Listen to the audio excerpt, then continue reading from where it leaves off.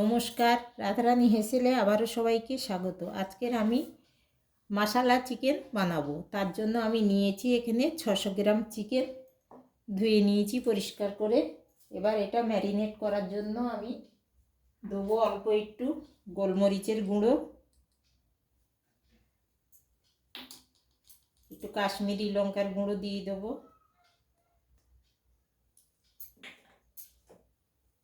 স্বাদ অনুযায়ী লবণ দিয়ে দেবো। দিয়ে আমি ভালো করে মেখে কিছুক্ষণ 15 থেকে 20 মিনিট আমি রাখবো।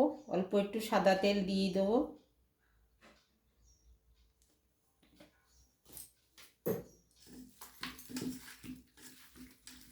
দিয়ে এটা ভালো করে আমি কিছুক্ষণের জন্য ঢেকে রেখে দেবো। প্রথম থেকে শেষ পর্যন্ত দেখার অনুরোধ রইল, আশা করছি ভালো লাগবে। এইভাবে আমি ঢেকে 20 মিনিট রাখবো। 20 মিনিট হয়ে গেছে। আমি এবার কড়াই বসিয়ে দিয়েছি। কড়াইয়ে কিছুটা সাদা তেল দেবো। 3 টেবিল চামচ মতন সাদা তেল দিয়েছি। রান্নাটা কিন্তু আমি সাদা তেলেই করব। আর দিয়ে দেবো 1 টুকরো মাখন।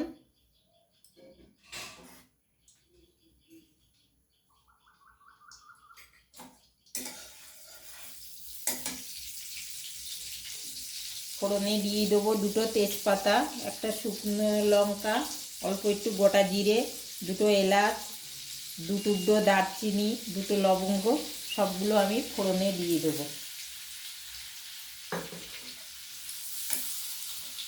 দিয়ে আমি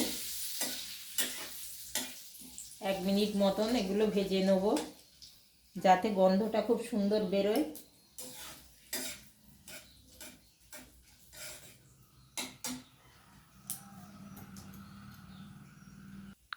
মশলাগুলো আমার বেশ সুন্দর একটা গন্ধ ছেড়েছে। এই পর্যায়ে দেবো আমি কুচিয়ে রাখা মিডিয়াম সাইজের 3টে পেঁয়াজ কুচিয়ে রেখেছি, এগুলো দিয়ে দেবো।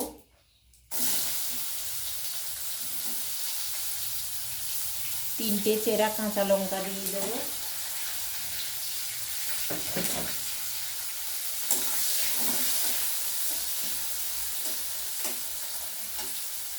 যাতে তাড়াতাড়ি ভাজা হয় সেজন্য আমি সামান্য একটু লবণ দিয়ে দেবো পেঁয়াজে। দিয়ে বেশ কিছুক্ষণ আমি ভেজে নেবো এগুলো একটু লালচে করে। পেঁয়াজটা অনেকটাই ভাজা হয়ে গেছে। এবার আমি আদা রসুন একসঙ্গে বেটে রেখেছিলাম, 8-10টা রসুন আর 2 ইঞ্চি মতন আদা, সেই আদা বাটাটা দিয়ে দেবো, আদা রসুনের বাটাটা।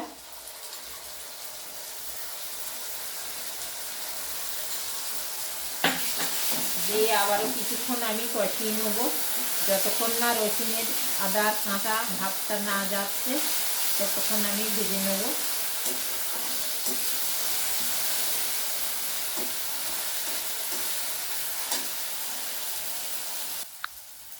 এবার আমি দেবো জিরে আর ধনে কিছুটা বেটে রেখেছিলাম, এই 2 চামচ বাটা দিয়ে দেবো।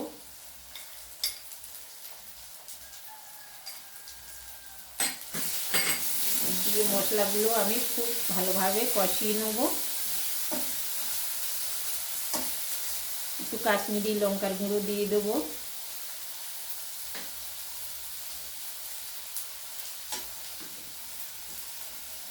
লাল লঙ্কার গুঁড়ো কিছুটা পরিমাণ দিয়ে দেবো, যে যেমন ঝাল পছন্দ করেন সেই অনুযায়ী দেবেন।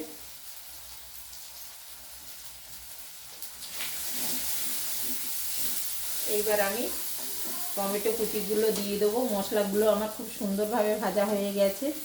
আমি মিডিয়াম সাইজের একটা টমেটো কেটে রেখেছিলাম, এটা দিয়ে দিলাম। দিয়ে আমি আবারও কিছুক্ষণ কষিয়ে নেব। মশলাগুলো আমার খুব সুন্দর ভাজা হয়ে গেছে, বেশ একটা সুন্দর গন্ধ ছেড়েছে। এবার আমি চিকেনগুলো দিয়ে দেবো।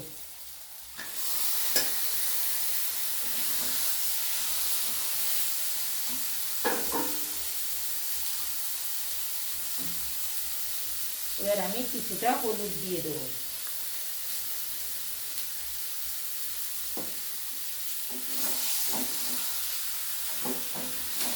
দিয়ে আমি এইভাবে কিছুক্ষণ কষিয়ে নেব।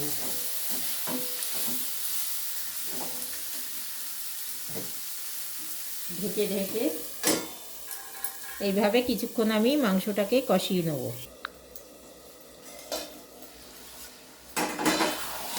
দেখুন অনেকটাই কষানো হয়ে গেছে। এই পর্যায়ে আমি দেবো কাজু বাটা। কিছুটা কাজু বাদাম আমি বেটে রেখেছিলাম, সেটা দিয়ে দেবো।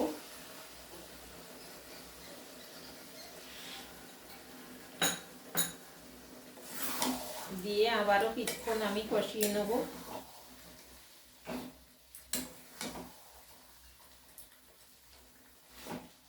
এই মাংসের পিসগুলো বেশ বড়ই রেখেছি।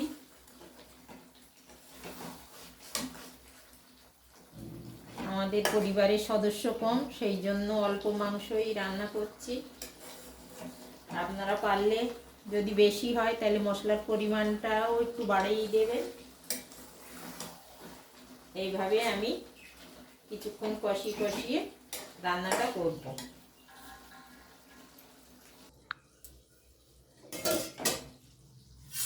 দেখুন কষাতে কষাতে আমার অনেকটাই জল ছেড়ে দিয়েছে।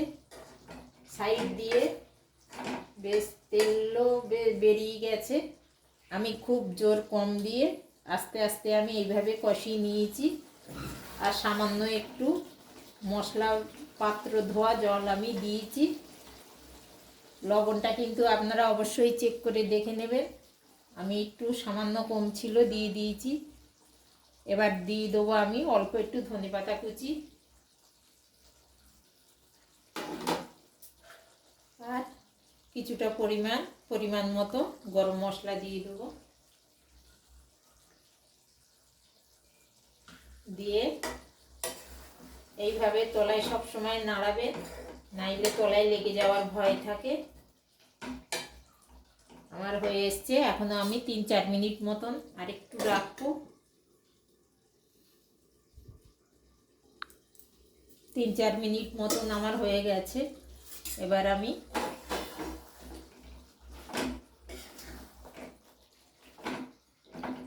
দেখুন চিকেনগুলো খুব সুন্দর সেদ্ধ হয়ে গেছে।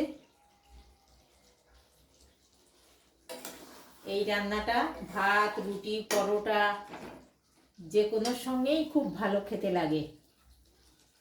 আমরা আজকের একটু ভাতের সঙ্গে খাবো বলে একটু সামান্য গ্রেভিটা রাখলাম, ঝোলটা একটু রাখলাম। আপনারা যদি রুটি দিয়ে খেতে চান তাইলে আরেকটু কষা কষা করতে পারেন। এবার আমি এটি আলাদা পাত্রে নামিয়ে দেবো। দেখুন আমার মশলা চিকেন একেবারে রেডি। শেষ পর্যন্ত দেখার জন্য ধন্যবাদ। সবাই ভালো থাকুন, সুস্থ থাকুন। দেখা হবে আবার অন্য কোনো রান্না নিয়ে। আজকের এই পর্যন্তই।